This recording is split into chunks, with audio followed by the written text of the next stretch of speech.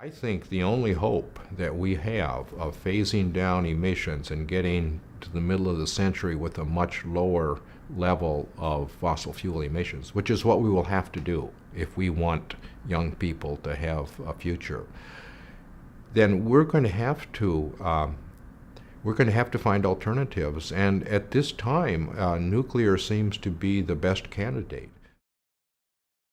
Fukushima is, of course, extremely unfortunate because it's right at a time when we've really got to move off of fossil fuels for generating electricity, and yet that's going to cause many countries to reassess whether they want to go the nuclear route.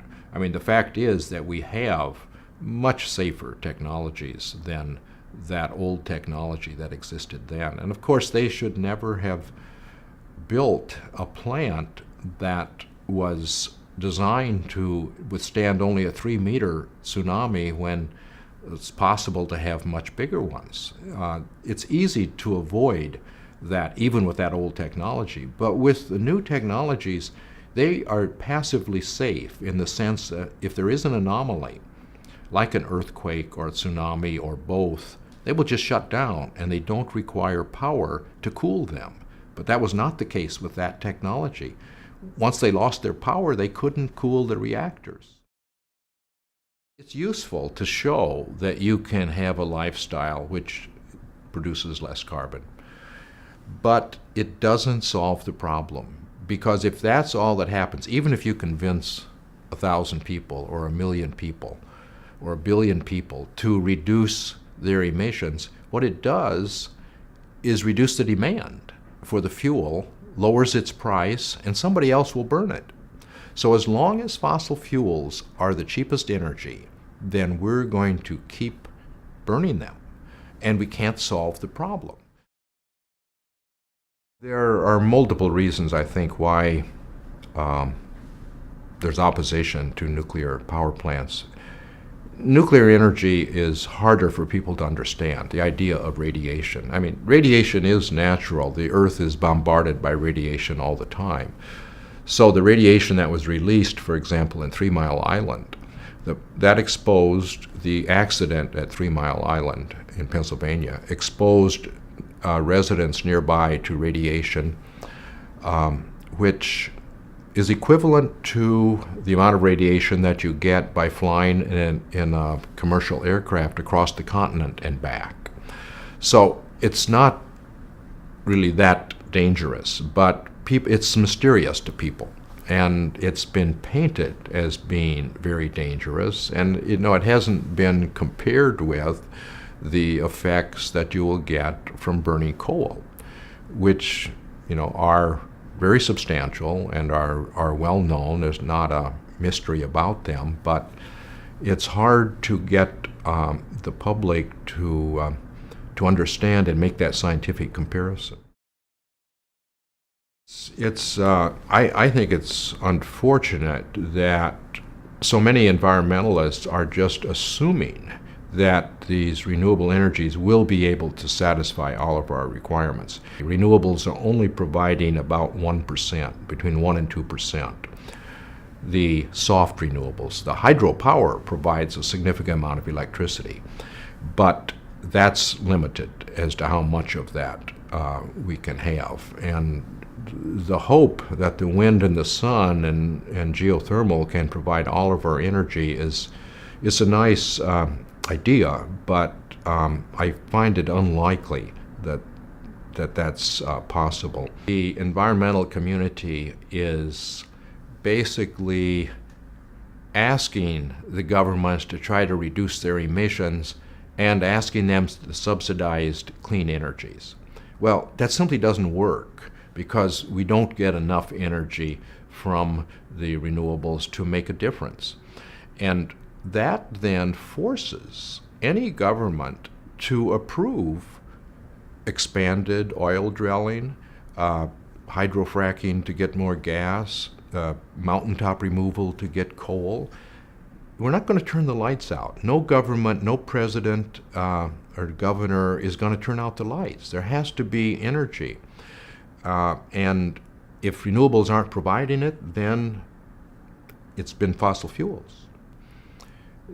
The scientists that developed nuclear power, they did not expect these light water reactors, which is what we have now and have had for 50 years. These are so-called thermal reactors, which the neutrons are slowed down. So it's one way to generate energy from the nuclear fuel, but it uses less than 1% of the energy in the nuclear fuel. There's an alternative in which you let the neutrons move faster, these so-called fast reactors, which can burn more than 99% of the energy in the fuel. And it can, in fact, then leave a waste pile, which is much smaller and which has a half-life measured in decades instead of millennia. So the big problem with the current generation of nuclear reactors, that they have this waste pile that you have to babysit for millennia, that can be solved with the next generation of nuclear technology.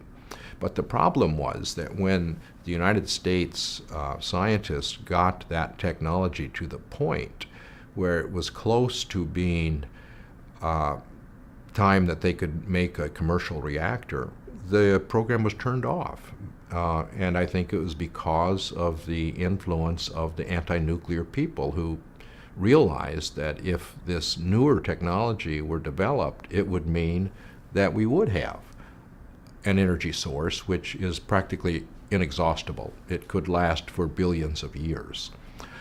And they succeeded in getting the Clinton administration to terminate the R&D for the fourth generation nuclear power plants.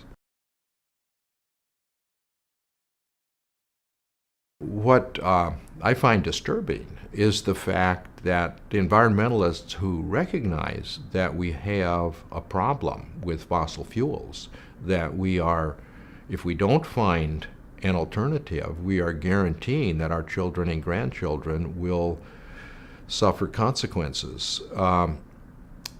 So we should be looking for alternatives to fossil fuels and to turn down the potential of nuclear without looking at it. There's no reason that you have to agree. Some countries and some states may decide they can get along without nuclear power. That's fine. But at least we should find out what its potential is. So why shut off the R&D, which was progressing very well? That's extremely irresponsible.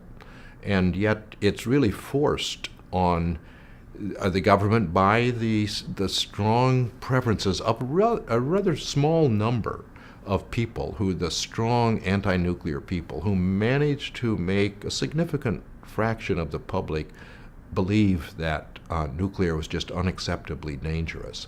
That's a decision which should be made after scientific analysis. It's not something that you should have Jane Fonda or someone pushing the decision of the nation without objective analysis of what the potential is. We do need authoritative scientific bodies to look at and discuss the relative merits of different approaches for energy. And the National Academy of Science and the Royal Society in Great Britain have done that and issued reports. And it's generally concluded that we do need to continue to push the research and development and move toward even more effective and safer uses of nuclear power. I mean, it's analogous. Yeah, there have been a couple of accidents that were significant over the last 50 years, but it's like airplanes. If you have an airplane crash, that doesn't mean that you decide, well, we're not going to have airplanes anymore. You find out what the problem was, and you make the next version safer. And it's very clear in the case of nuclear technology that there are approaches that are far superior to the existing light water reactors, and we should be pursuing those because we don't have any other alternatives on the horizon that can come close to competing with that.